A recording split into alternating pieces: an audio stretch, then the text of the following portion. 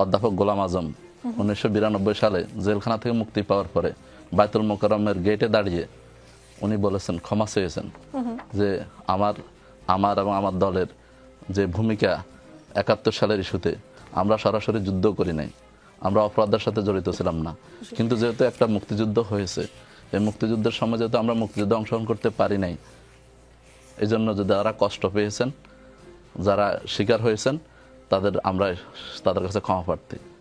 তিনি তখনকার আমিরে জামাত ছিলেন। তাহলে ওই স্ট্যাটাসে থেকে কোথাও দাঁড়িয়ে ক্ষমা চাইলে কি বিচার হয় না? আমি কথাটা শেষ করি।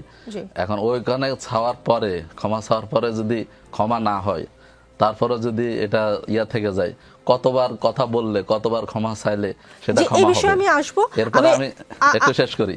2010 সাল থেকে শুরু করে জামাতের নেতৃবৃন্দের যে বিচার হয়েছে, এই বিচারগুলোর প্রত্যেকটা জামাত অপরাধ করেছি, করে নাই, সেটার জন্য প্রত্যেকটা ঘটনার সাথে আপনারা দেখবেন যে এই এটিএম আজহারুল ইসলামের ঘটনার দিনেও সেদিন আমরা আদালতে ছিলাম, যে একটা সিন্ডিকেট সাজিয়ে কিভাবে মানে রাষ্ট্র প্রধান থেকে শেখ হাসিনা থেকে শুরু করে সুরেন্দ্র কুমার সিনহা তার বইতেই সেটা লিখেছেন, কিভাবে